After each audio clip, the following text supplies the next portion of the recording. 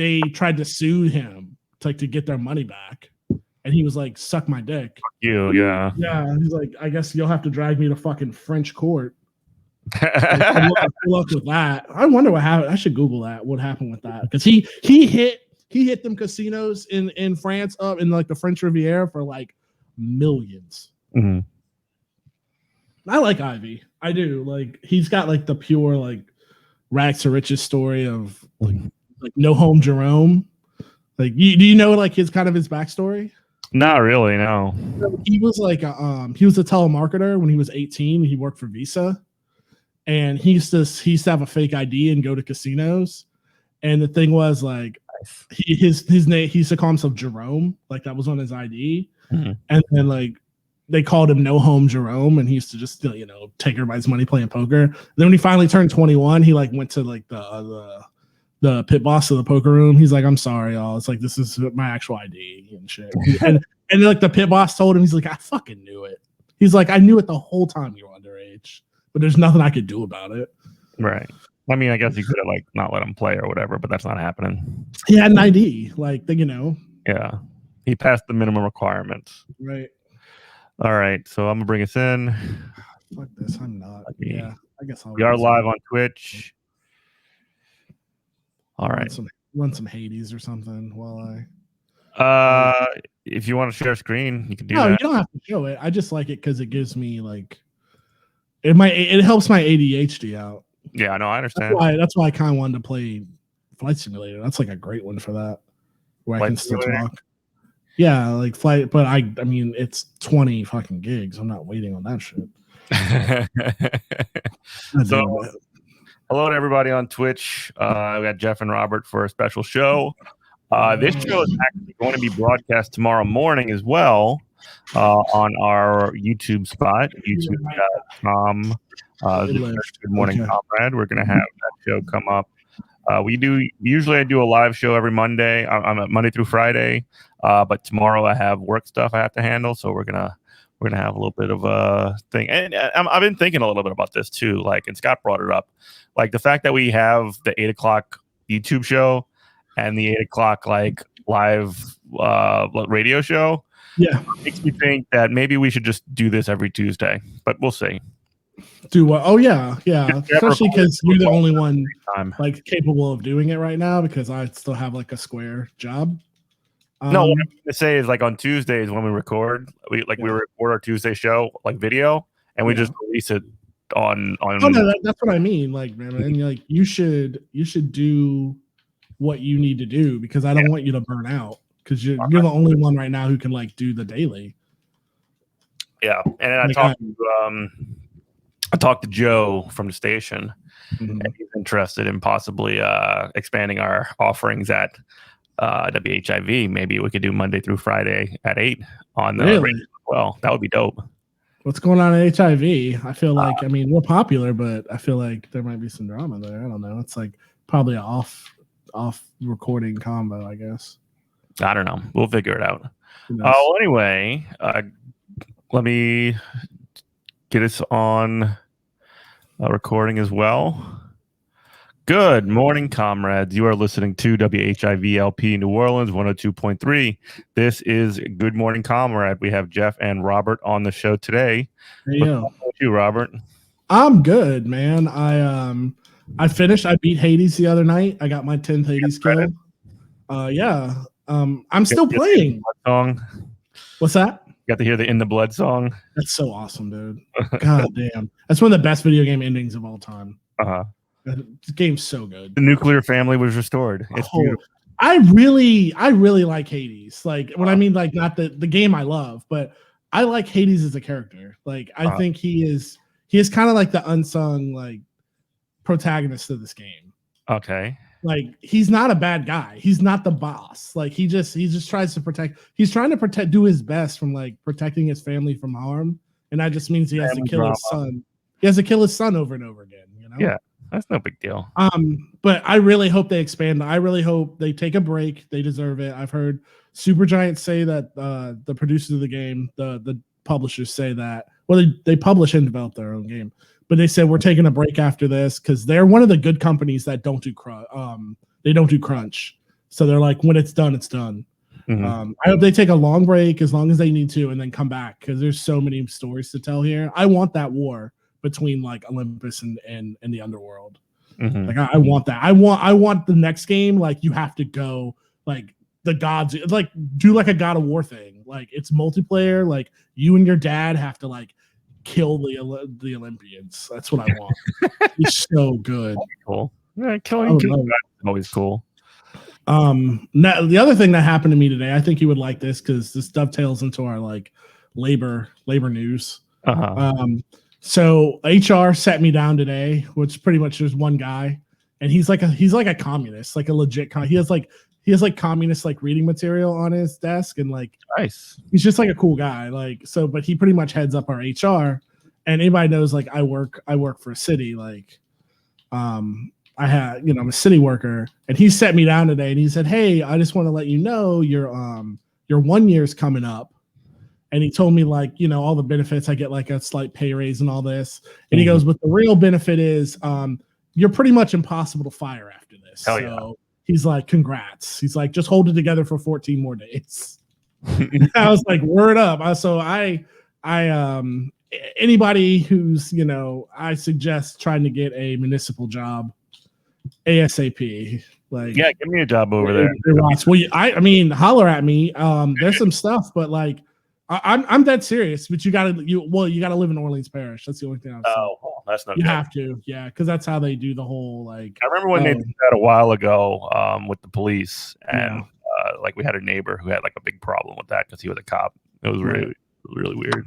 What I tell people is like for municipal jobs, I assume they're the same everywhere. Like there's so much red tape you have to jump through. There's so many tests and like I had to like take multiple tests, like written tests and like whatever really qualify people for the job. Is to just go through all that and then just forget about it. And then just like in a year from now they'll call you and be like, oh yeah, but just don't expect to just get a job like right off the bat. It's just not how municipalities are so slow moving. Right. Yeah. That's how it was for me. Like my buddy, you might know him, Matt. Just he's a Bernie guy. Oh yeah, I know. Yeah. And he was just like, just take the test, bro. And I was just like, all right. And then I just didn't think about it for like 9 months, and then all of a sudden I had every like organization in the city calling me. I had like 5 interviews in a week. Nice. And I got the one I wanted, which was nice. So I guess we could talk a little bit before we kind of dive in. Did you watch any of CPAC this weekend? No, I don't watch that shit, man. Oh my god. I can't. I saw the Golden Idol, which somehow they think that was cool. Like, I mean, even as like a thing, like the Donald Trump Frisch's Big Boy looks like hot garbage. It looks like something a protester would make to like a lib protester would make to mock him. Yeah, it almost reminded me of like the giant like baby Trump balloon. Yeah, you remember? Yeah, exactly. Like that had way more artistic flair than whatever that thing was. So I don't understand what they were on about with that. It's awful. It's gross. I know Ted Cruz made like a butt of himself. And then I was actually, because I'm not gonna lie, I get a lot of my like what's going on in the world from the Young Turks. I'm just like into it because they're on at night and that's something I can just consume before I go to bed. And they were like, Ted Cruz comedy show bombs at CPAC. And I ended up watching it and I was like, not really. People were digging this. So I don't understand. Like the people who were at CPAC dig Ted Cruz's like lame like stand-up comedy. So let's let that be known. Yeah. Did you see, however, that the woke mob silenced the My Pillow guy? It's very fair. They've done it like 3 times, like OAN and Newsmax. Like they keep having him in front, and then like it reminds me of like old timey talk radio because there's just an engineer just with his finger on the dump button, just waiting for this guy to say something crazy about Israel or something. And they just let's take a look. Here is the My Pillow guy on Right Side Broadcasting Network, which is like one of the million seemingly right-wing outfits that have just popped up over the past couple of months. This is him at CPAC talking to the My Pillow guy, Mike Lindell, talking to Right Side Broadcasting Network. Case yesterday where there's This is glorious. I got to be careful here. Thank you. We appreciate it. Be careful, Mike. Go to my website, Lindell. And he's saying he's got to be careful partially because he's like literally being sued by Dominion, which is so the My Pillow guy has gone like out of control and how he's sort of claiming like election fraud, and he specifically targeted this one company called Dominion, and now they're suing him for libel, Right. and still going on television to talk about this. It's incredible. The guy cannot stop. Here's the thing, though, like, and there should be, in a sane world, there would be no, like, this guy wouldn't be able to have a conspiracy theory. Like, no one would be able to sit here and talk about the election being stolen and being silenced, because him and like Rudy Giuliani and these nutcases, they had their days. They had their days, and not just in court, but in multiple courts. They had their days in multiple courts. And anytime they ever got in front of a judge, it turned into but as soon as they left the courtroom, they were like, oh, it's fraud, they're stealing the election, like blah, blah, blah. But as soon as they had to be on the record and like put their hand on the Bible or whatever, and they could be, they could be charged with, perjury for lying under oath. Mm-hmm. They were like, no, fraud. I don't even know the word. I don't know this man. I pray for him. What is fraud? I don't even know. So in a sane world, there'd be no conspiracy theory about this crap at all. But we're just in a post-truth society. Like, the thing is, when these right-wingers complain like, oh, this is just like 1984, a book they obviously have never read. It really is like 1984, but it's just in their favor. Like, they are the ones controlling the memory hole, definitely not leftists. No. So here's Mike Pillow. TV.com. How about that? By the way, if you're watching on Twitch, you can see that someone's got a PragerU sweater. You scratch my nose, which is incredible. Yeah, it rocks. Nowadays, you can't. Nowadays, with free speech, you got to be careful what's free and what's not. So right now, there's clearly he's calling his own shot. The Republican Party, we're looking for a leader. Yeah. We want someone that can take us to the next level. Right. And it could be anyone, but you've kind of stepped into a somewhat of a leadership position while not even being a politician. Right. Were you expecting that to happen? Because a lot of people look up to you. You can the My Pillow guy. Why are you such a great leader? The first question he gets asked on this. I mean, if that's sadly, like, he's not. Like, I'm not afraid of I am terrified of the Republican Party. Still, I know this is fun because we all get to like talk about MAGA cope and look at this crazy stuff. But I am terrified of them because the Democratic Party, they're just setting up the conditions. For them to get stronger, and it terrifies me. Yeah, we'll get to that in a little bit, but yeah, there is some of that, but I mean, this is just good, clean fun, I think. Oh yeah, go for it. We all need some fun. that right here. Well, I don't know if I expected it, but if God put me, My Pillow's just a platform for something much bigger. My Pillow is just a platform for something much bigger. I love it. And it's a platform for something that's apparently not like your head while you're sleeping. Right. For me, it's it was easy to step into that role because I do have a platform, at least, even though they're trying to suppress my voice, I'm getting it out there, people, Absolutely. getting it out there. And God put me here for such a time as this. We all have a calling, and every one of us needs to get involved. I'm just doing what I'm supposed to be doing. And you were so passionate about just getting here today. Yeah, I had to get here. I've had so much going on, and I wanted to get here to go down Media Road, to get the voice more and more people are saying this, but he does sound like Jesse Ventura. Is it just like a Minnesota thing? A little bit, but not as. No, it's the cadence. Yeah, it's not as his voice obviously isn't as deep, but the cadence has similarities. Yeah, it's like a Minnesota type way of talking, I guess, like a dialect or something. I don't know. What I'm upset about is, it's such a waste of talent because the My Pillow commercials were like, they had the best jingles since the Empire carpet commercials. And they were like the perfect soothing, like I get home from a night of drinking, it's like 4 a.m. and I'm starting to like pass out on the couch. And and it's like mypillow.com is over the tea. It's just like a blanket, man. It's so nice. And you just ruined it for me. Just ruined the My Pillow jingle. Yeah. This is the real crime. There was a time where I would have bought one of those garbage pillows. I mean, really, because I bought like a neck pillow. TV type stuff. Yeah, I bought like a neck pillow from like Bed Bath & Beyond for way too much money. I would have gave them My Pillow Man my money just for that jingle alone. I want two things on my bucket list to consume, or there used to be the My Pillow and the Empire. You know I'm talking about, the carpet. 1-800. Oh yeah. It's so soothing, man. It's so nice. So anyway, go on, My Pillow guy. Go on, Mike Pillow. A word of hope. There's stuff going on in Israel right now that is so here bad we go. too. And I will say this. I don't think we're banned from saying this, but in Israel right now, from the prime minister on down, we don't know what happened, but obviously congratulated Biden. But after that, we got a little suspect. Well, they're right now with the vaccine over there. They're making the whole country take it, so you can't go in shopping malls. You won't be able to get a job. And if this happens, it's the start for the world, and the worst thing that could happen to this world.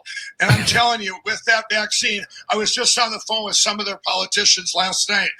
So he's complaining that they're making you take the vaccine in Israel. I wanted you to pause it after he was about to say what he was about to say. But I guess I'll ruin it. He's about to talk about like it's Revelation and the Mark of the Beast or whatnot. Yeah, well, and it's so, I'm sorry to spoil it, but it's like, I don't know. I was brought up a Baptist, and like that's not how any of this works.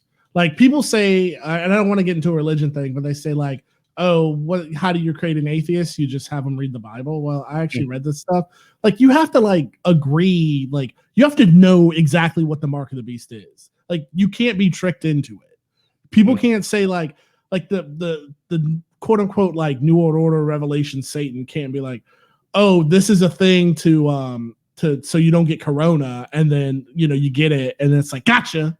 Like you have to know like, oh, this is so you can operate in the new Satan system for the guy the new Antichrist who everyone loves. Like everyone does not love slobbering like fat Trump. Like it would be somebody.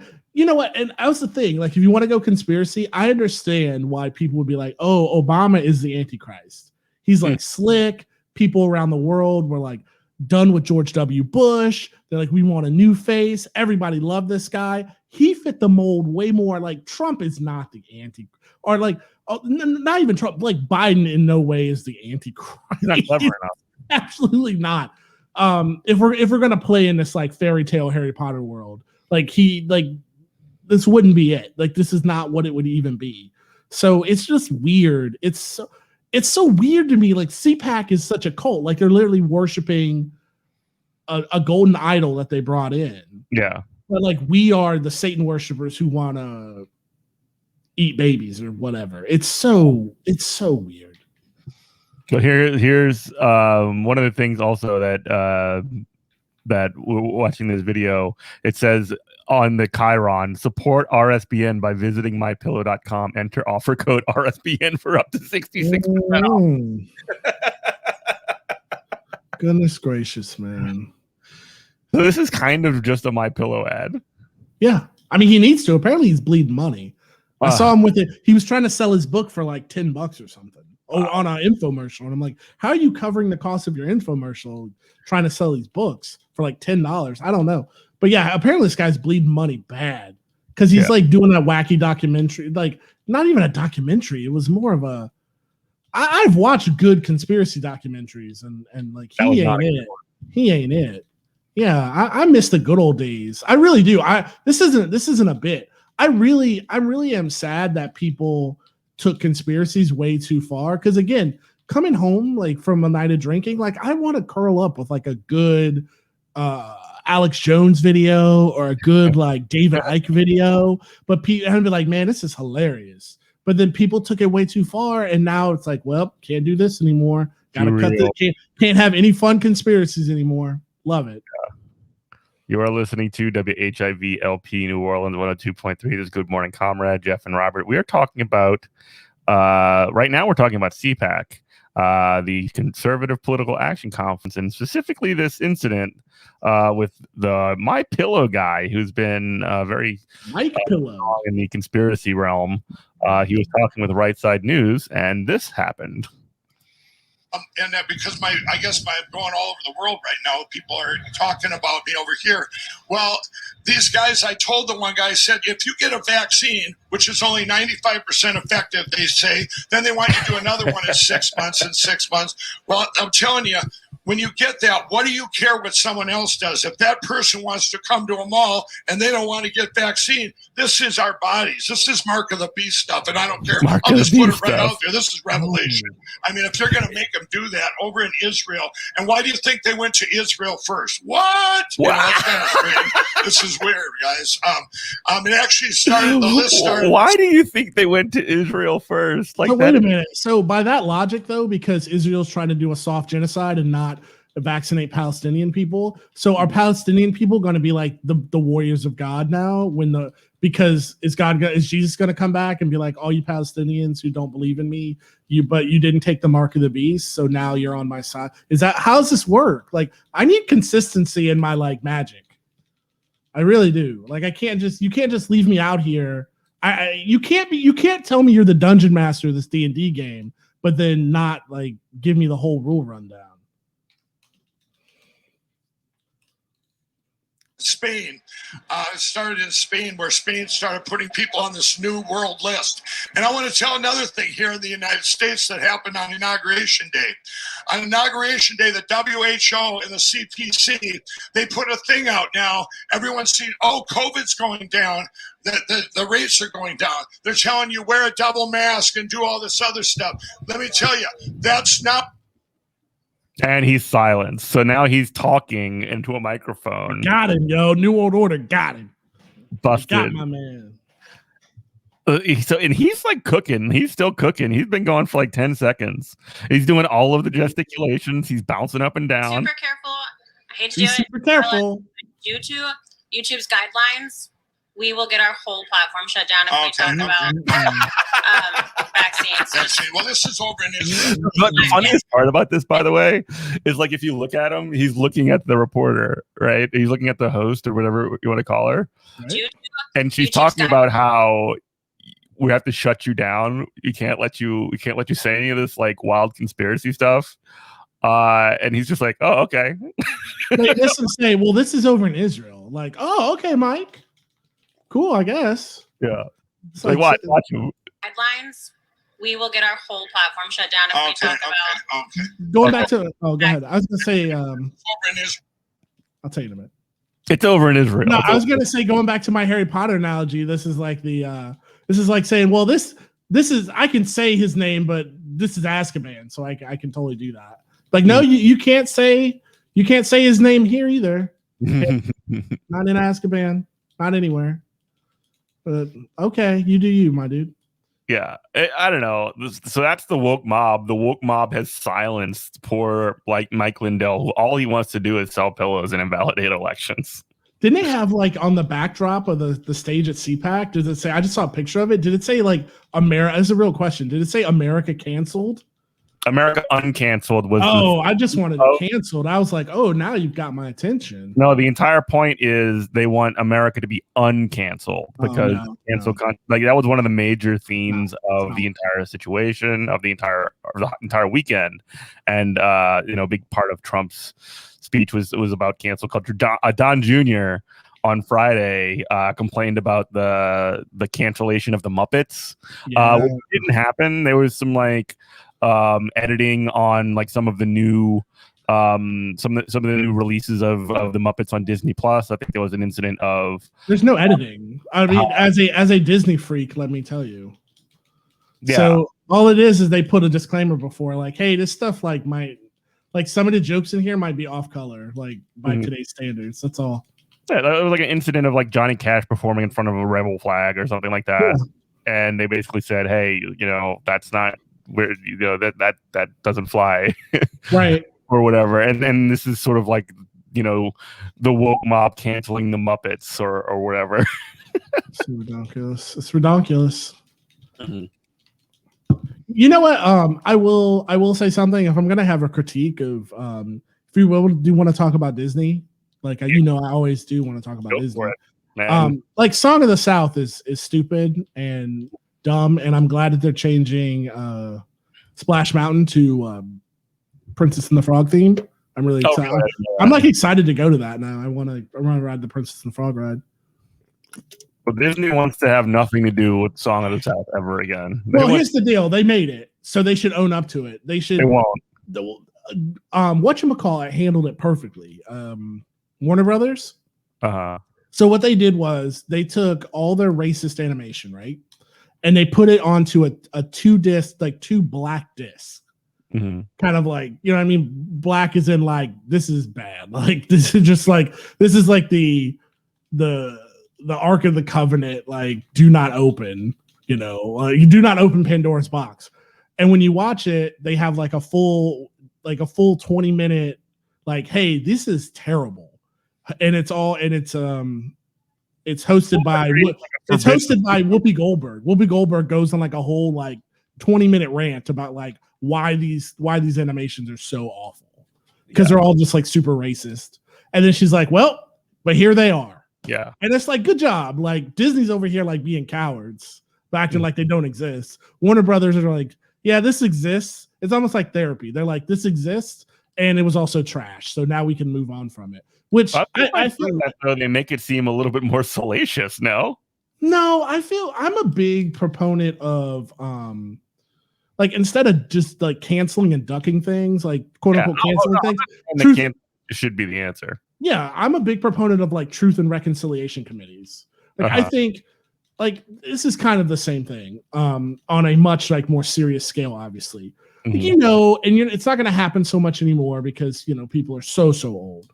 But they'll find Israel will find some guy who was a Nazi and like worked at he like worked at a concentration camp in World War II, and he's like 90 something, and they'll make him go to The Hague for trial and whatnot. And I'm like, okay, why don't we just do this? Like instead of like making this like 90-year-old man who's gonna die soon, why don't we just like actually have a trial for him, and you find him guilty, and then his sentence should be like, your sentence is you have to tell your story on record. So like humankind will never repeat this again. And that's your punishment. Right. It just makes truth and reconciliation makes so much more sense. I mean, that's acknowledgement of the reality is all that matters. All that matters, obviously, like they're if there's like imminent danger of continuing problems, and absolutely be adjusted differently. But that, like when it's like an old person who isn't like in any kind of position to continue the kind of harm that was done. Yeah, right. I agree. Well, that's a big thing they did. Erin can talk about it sometime if we ever get back on the subject. But she took like she took like a social work trip to South Africa, and that was like their big deal was truth and reconciliation after apartheid fell. And it was like, you have to stop the cycle of vengeance at some point. And you just have to be just like, tell your story, tell us why you did what you did, so we can have it on the record. And then like nobody hopefully will follow in your path ever again. Yeah. I'm a believer in that. That's very, I mean, that makes perfect sense. Right. You are listening to WHIV-LP New Orleans 102.3. This is Good Morning Comrade. You can check out our show, Good Morning Comrade, at goodmorningcomrade.com. You can also watch us on YouTube Monday through Friday at 8 o'clock. So one of the things that this is sort of changed subjects somewhat dramatically. But so we've been talking a lot on this program about the Amazon union, the Bessemer, Alabama Amazon union drive that's taking place right now. It's happening like they're in the middle of voting. I think it's like the third week of voting is taking place out of 7. It's all taking place via mail. But as we mentioned in the past, there's some really intense union busting efforts that Amazon has rolled out, and as we talked on our last show about how there were calls just talking about like, hey, where's Joe Biden in all this? He ran as a union guy. And well, finally he put out a video. So this is from his Twitter at the official president of the United States account at POTUS. And text says, workers in Alabama and all across America are voting on whether to organize a union in their workplace. It's a vitally important choice, one that should be made without intimidation, or threats by employers. Every worker should have a free and fair choice to join a union. And then there's a video. So let's take a look. I've long said America wasn't built by Wall Street. It was built by the middle class, and unions built the middle class. Unions put power in the hands of workers. They level the playing field. They give you a stronger voice for your health, your safety, higher wages, protections from racial discrimination and sexual harassment. Unions lift up workers, both union and non-union, and especially black and brown workers. I've made it clear when I was running that my administration's policy would be to support unions organizing and the right to collectively bargain. I'm keeping that promise. You should all remember, the National Labor Relations Act didn't just say that unions are allowed to exist. It said that we should encourage unions. So let me be really clear. It's not up to me to decide whether anyone should join a union. But let me be even more clear. All right. It's not. Pause it real quick. So that first part was 100% good. Yeah, I really liked something I really liked is kind of what we talked about, I think, last episode about how even if union support unions help your non-union workers and union workers alike, to where like even if you don't have a union at your job, like the union shop at the the same industry from the company across the street helps you. Mm-hmm. Because that your corporation will do better to try to keep the union out. Mm-hmm. Hopefully. And if they don't, you can have a union. Mm-hmm. Now that was all good. It's not up to me to decide. Now he comes up and says it's not up to me whether anyone should decide to join a union. Mm-hmm. And he starts talking about choice. Up to me to decide whether anyone should join a union. But let me be even more clear. It's not up to an employer to decide that either. The choice to join a union is up to the workers. Full stop. Full stop. Today and over the next few days and weeks, workers in Alabama and all across America are voting on whether to organize a union in their workplace. This is vitally important, a vitally important choice as America grapples with the deadly pandemic, the economic crisis, and the reckoning on race, but it reveals the deep disparities that still exist in our country. And there should be no intimidation, no coercion, no threats, no anti-union propaganda. Now, part of the problem with this is that he's saying that there should be no anti-union propaganda, but there is. But regardless of that, the message that he's sending is good for the most part. Well, yeah, here's the thing. Oh, go ahead. No, you go ahead. Let's finish it up. Oh, yeah. Play it. Supervisor. No supervisor should confront employees about their union preferences. Every worker should have a free and fair choice to join a union. The law guarantees that choice. And it's your right, not that of an employer. It's your right. No employer can take that right away. So make your voice heard. God bless you all, and may God protect the workers and their families who are trying to figure out how to make it fairly. Thank you. All right. So your thoughts?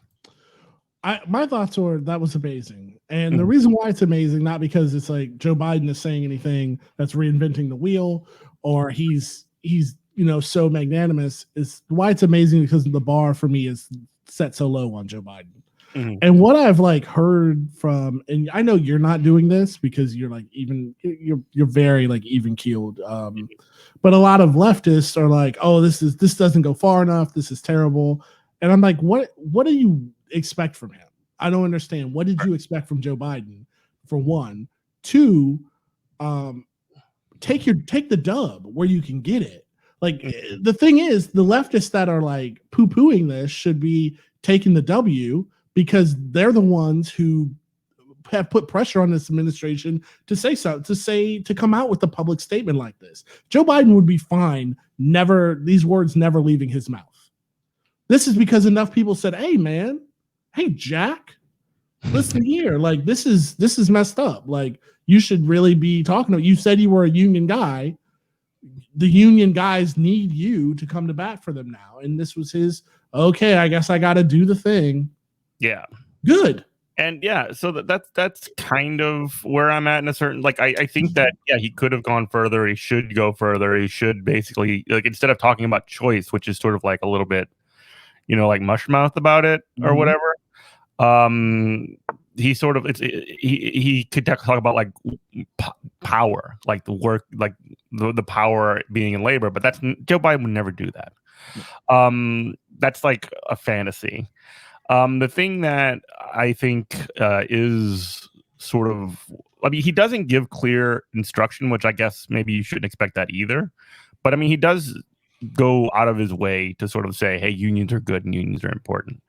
And that's good and that's helpful. And I talked to some folks about how, this would be like genuinely beneficial to not just the Alabama situation with the union drive out there, but more broadly in terms of getting people on board for a union drive.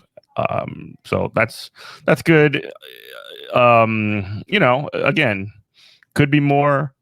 But yeah, on first watch, I was a little bit more defensive about this, right? But I've kind of come around a little bit as I've kind of let it cook in my brain, if you know what I mean. Yeah, it's just a really strong message from a guy who doesn't deliver strong messages. Yeah, and and obviously there's a lot of normies, there's a lot of centrists out there that like this guy, so he's not talking to us.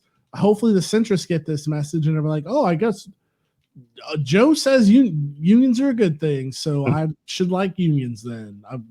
Hopefully Alabama will unionize, But before they would have been like, well, I believe whatever, bullcrap I've been fed about unions, all my life, and now maybe they won't believe that because he wasn't talking to us. We know these things. He was talking to the resistance Twitter. He couldn't give a crap about unions or anything. There was a really great article in Jacobin written by my friend Mindy Iser. She's a union organizer at Philadelphia. But she wrote an article, said Joe Biden's Amazon worker statement was a start, but the PRO Act is the litmus test. And we've talked about the PRO Act a lot on this show. You're familiar with the PRO Act, right, Robert? Not as much as you. That's why I defer to you on labor issues. Well, I'll just kind of go through this article and then maybe I'll reach out to Mindy and see if she'd be interested in talking about this sometime in the future. But anyway, the article, the subhead is Joe Biden's statement yesterday about the Amazon union drive in Alabama hit pro-labor notes, but he'll have to back up his rhetoric with concrete action. Biden must fight to pass the PRO Act. And now the PRO Act is the most transformative union labor law that has been put forward since the New Deal. It essentially makes things like replacement worker scabs illegal. Wow. It means that independent contract workers, there's going to be very specific rules for that. So it's almost like a direct counter to Prop 22 in California. It is really, really good stuff. There's a lot more of it. You should check out our episode with Ryan Kekaris on the PRO Act. We also talked about this with Harvey K a couple of weeks ago.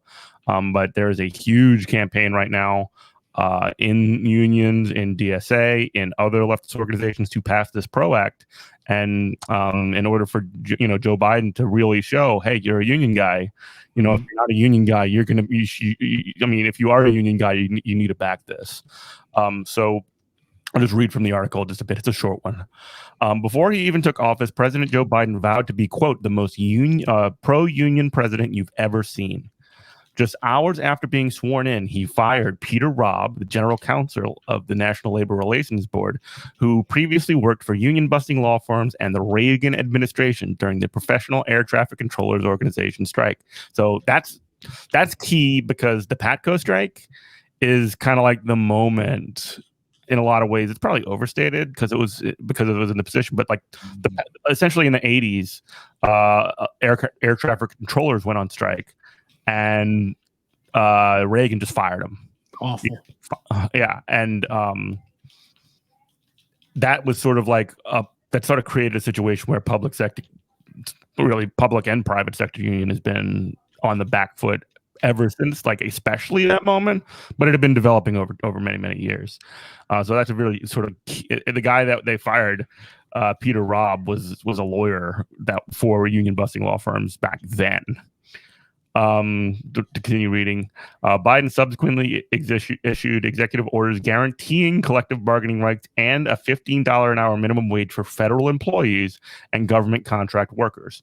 And on Sunday, in his most surprising pro-union action yet, Biden released a video referencing the Amazon organizing drive in Alabama, warning employers not to retaliate against workers. So that's sort of like setting us up to where we're at.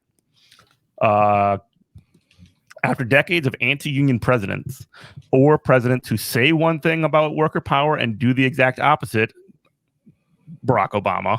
Yep. Joe Biden could easily coast along on Sunday's video. It was arguably the most pro-union statement a U.S. president has made in decades. It was a welcome departure from previous presidential inaction, even if it will have to be backed up by an NLRB vigorously enforcing workers' rights. But there's a real litmus test for Biden: the Protecting the Right to Organize Act, the PRO Act. If Biden wants to be regarded as the most pro-union president we've ever seen, he will have to use his political capital to change the rules of the game for U.S. workers who face one of the most hostile organizing environments in the entire world. And people don't think about this. Like in the U.S., people talk about how we have it good. U.S. workers don't. I mean, U.S. workers get kicked in the teeth day after day. Wages are low. Inequality in the U.S. is ridiculous. Poverty is extremely high. Healthcare is very, very expensive. That's all a result. Consequence, yeah. Well, yeah, it's all consequence of worker power being diminished, union power being diminished. So to continue, the PRO Act is one of the most sweeping pro-labor legislation in decades. It would effectively end anti-union right-to-work laws, currently on the books in 28 states, institute financial penalties on employers that retaliate against workers who organize, prohibit employers' captive audience meetings, require employers to bargain a first contract in good faith, repeal the prohibition on secondary boycotts, solidarity strikes, and bar employers from permanently replacing strikers, scabs. So in one fell swoop, the PRO Act would transform the organizing terrain for workers. It would make it far easier for workers to form unions without employer interference, and for workers to use their collective power to advance their interests. It would be a game changer in the United States, and that's why the business community has already come out swinging against it. The U.S. Chamber of Commerce warns that it would fundamentally alter our nation's system of labor relations. So sounds good to me. Yeah, if they're mad about it, then yeah. She goes on to talk a little bit about the Employee Free Choice Act, which was one of these situations that one of these similar legislation that was pushed in the Obama administration that was sort of like a big promise that didn't go fulfilled. If you want to know what I mean. Last time labor legislation was on the agenda was in the Obama years with the Employee Free Choice Act, also known as Card Check. Although the bill was more limited in scope than the PRO Act, business PACs outspent unions 5-1, lobbying to defeat EFCA during the 2007-2008 election cycle. The U.S. Chamber of Commerce shelled out more than $400,000 for every day Congress was in session. Barack Obama, like Biden, campaigned on promising to pass EFCA, but it died in the Senate with minimal support from the Obama administration.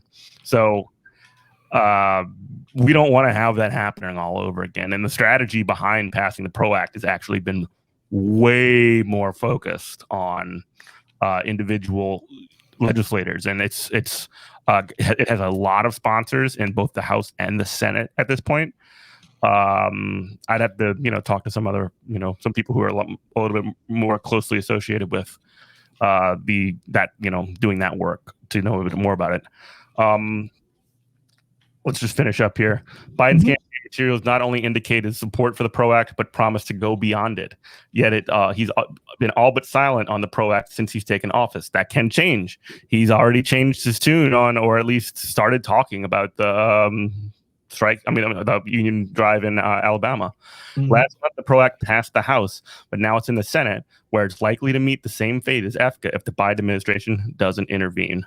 Biden is the most powerful politician in the world, and he must lead publicly on the importance of the PRO Act, not just say the right thing to unions behind closed doors. Vice President Kamala Harris has a role to play. She is the tiebreaker and leads the Senate, and could override the parliamentarian to get the PRO Act passed by reconciliation. That's not going to happen. Or Biden could use his bully pulpit to say that he wants the bill passed no matter what, and that the Senate should end the filibuster to do it. It's entirely up to Biden how hard he wants to push this. But if he wants to be seen as Joe from Scranton, or known as the most pro-union president we've ever seen, he'll need to build on his statement on Sunday. He'll need to actually fight to pass the PRO Act. So, I usually don't read the whole articles on here, but I think that this was worth it. It's a short one, and it's got a lot of really, really great information. What are you thinking, Robert? I'm thinking, everything there is 100% correct. I just hope that I've always taken the view of, okay, here's the thing about Joe Biden. He's garbage. He's trash. But he's movable trash. Mm-hmm. And if we just show in this country that the people have the political will to do something, and we show our representatives, it really starts in places like, in Joe Manchin's constituency. Mm-hmm. And, you get those people and be like, look, and Bernie Sanders does a lot of this. He does a lot of this in public. He does a lot of this when he puts legislation forth, to really be the de facto whip, and to go, if you don't want to get on board with this, then we're going to we're going to put something in here that's going to actively have to make you answer to your constituency, and be like, why don't you want to help the people who are in your district? And that's the kind of stuff that needs to be done. There needs to be political will, one, and the people who in government who have the political will need to be ready to dole out political consequence to their enemies. And when I mean their enemies, I mean Kristen Sinema and I'm Joe Manchin. Mm-hmm. Yeah, there needs to be, and that's what Bernie was even talking about on when he was running for election, when he was running, because he essentially said if somebody opposes something like, this is back when Medicare for all was possible, but if Joe Manchin would oppose Medicare for all, and Bernie was elected on running on Medicare for all, which Joe Biden was not, by the way, Bernie would go to their state, go to West Virginia, and say, stir up the people, use the bully pulpit, and absolutely, that needs to happen. That's what and we saw a little bit of that with Kamala Harris going to West Virginia to talk to Joe Manchin's constituency. We need more. We need Biden to do it. Biden just needs to do a Trump and hold a campaign rally, or not a campaign rally, but be like, look, I'm pro-union. He needs to come to Alabama and be like, y'all do what you want to do. I back you. And I understand why he doesn't want to get and I get it. He's a politician. I get this into a lot. I do not expect politicians to be revolutionaries, but we as a constituency should be able to hold these people accountable and say, this is the words that you said. Now, these are the actions you need to do. And I think that's happening in this case. Yeah, exactly. Let's just not be dour leftists all the time. Let's look for the openings to attack. And this is the opening to attack. And I'm not saying it's going to 100% work. I'm saying we have an opening, hit it. Mm-hmm. You were listening to WHIV LP New Orleans 102.3. This is Good Morning Comrade. We have Jeff and Robert. You can also watch us on YouTube, youtube.com just search Good Morning Comrade. Excuse me. So I did want to wrap us up on kind of a story that made me extremely, extremely angry. Here we go, dour leftists. No, well, this is not a dour leftist story. This is like an outrage story. God. So, are you familiar with the story? Let me just pull it up. Hit me. Homewood girl selling lemonade. Oh yeah. Oh, I haven't read it because I didn't want to just go into a nihilistic rage. Oh, well, yeah. No, I hear you, bro. Hit me. I'm ready. Hit me with it. All right. Alabama girl, 7, selling lemonade to help pay for her brain surgeries. This is like The Onion. Mm-hmm. This is Dateline today. Instead of saving up for a new toy or a trip to Disney World, a 7-year-old from Alabama will be using the savings from a recently opened lemonade stand to fund her upcoming brain surgeries. No. Liza Scott, the 7-year-old in question, is the 7-year-old in question. Her mother, Elizabeth Scott, runs Savage's Bakery in Homewood. Liza has always loved making lemonade and other sweet treats, according to her donation page. It was only after she suffered a grand mal seizure in early January 30th that her love of making and baking turned into a real life-saving business. So, no, just like disgusting. Whoever wrote this is a disgusting person. Yeah, the entire framing of this is like, oh, look at this heartwarming story of this young child who's pulling herself up by her bootstraps to pay for her own brain surgery. She's 7 years old. Like, everybody should. This is like child labor in a way, right? No, it is. It's disgusting. It's third world country Gucci belt type stuff. Like, this is who we are. This is exactly. We're like, I don't understand why you guys talk about criticize America so much. This is it. This is who we are. This is it's disgusting. And anybody who can defend capitalism while like one person in this country who has more wealth than the world's ever known can goes through this is you're a monster. You're a monster. I'm sorry. I don't know. I can't. You can't sit with us. And that includes the person who wrote this. Yeah. You know, they're like, give us 500 words on this. And these are the 500 that she came up with, or whoever. I assume it's her. And like this is just the situation, or just the story of the kid who's like, she's not getting. This story isn't happening because she doesn't have health insurance and because she's got she needs brain surgery. It's because she's like doing work to, like, she's starting an lemonade stand for her own brain surgery. Isn't that cute? You know, like, that's the entire like feel and mood of the way this thing is written. Absolutely. I don't know if I've told you this. I feel like maybe we've had this rant off topic, but I remember the same thing, and I really like educated this guy I worked with. He really got it. And he was like, you know what? I never thought about this like this. But it was one of the same kind of garbage stories.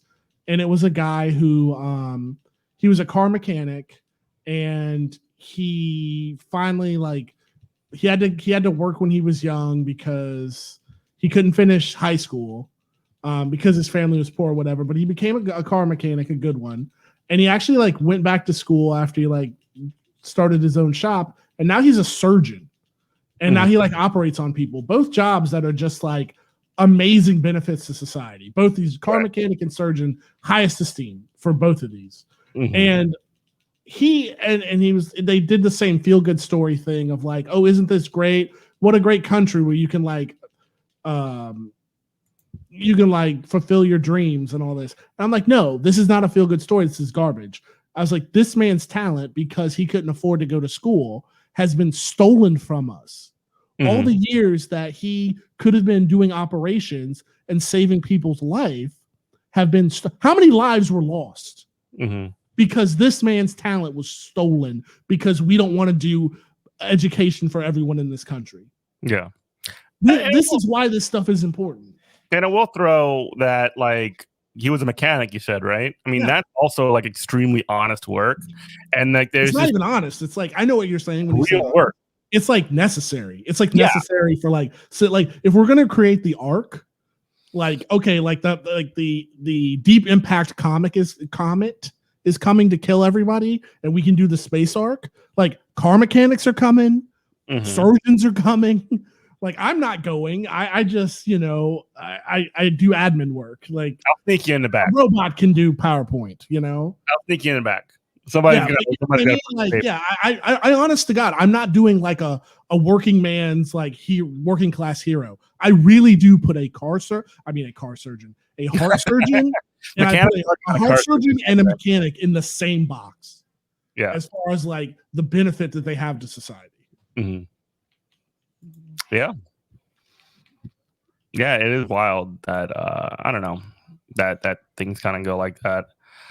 All right, so we got about 5 minutes left. I didn't want to get into that story any further because that would just make me like angrier. But I really, really like get specifically on that particular issue. Like, I can't get over that framing. I really, really can't. That makes me feel like completely like I'm insane. It's hopeless. Like you feel like somebody at the end of Invasion of the Body Snatchers, where like the whole world is just pod people, and you're the only like quote unquote normal person left. Like it makes you feel crazy. I know what you mean. Mm-hmm. Yeah, you're not lying. I feel the same way. I'm right there with you. Yeah. Well, let's go ahead and wrap it up then. You can listen to Good Morning Comrade every Tuesday on WHIV on this channel. You can also watch us on YouTube on Monday through Friday. YouTube.com. Just search Good Morning Comrade. Robert's holding it down on Twitch. What you playing over on Twitch lately, Robert? I just killed Hades again while we were talking. Oh wow, there you go. I'm like Heat 2, so I'm just still working it. It's just such a good game to zone out to now. Yeah, I'm really good at it. I don't know. I might get back into Microsoft Flight Simulator again. I need to fire up that that Valheim or whatever, the Viking survival game. Maybe I'll play some of that. Cool. I got so much. Yeah, and keep an eye out for what we're doing. We have a lot of new exciting stuff coming up from Good Morning Comrade. So thanks for listening, everybody. Tell the people bye, Robert. See you later, guys. Bye. All right, we're still live on Twitch. Sweet. I just have the recording. I need to go through it because I think there was a curse or two. Oh yeah, I cursed in the beginning. My bad. Yeah. All right, so I'm gonna have to go through that. But you gonna stream or nah? Yeah, I'm gonna stream. Like not exactly after this, but I'll probably like take a break for like a half hour, maybe an hour. And then all right. So if you are watching right now, if you are one of our one viewers, you should come back and check it later. Good Morning Comrade. I'm actually gonna just log myself in. Yeah. Good Morning Comrade. All the stuff. That's by all. All right. That's it. All right.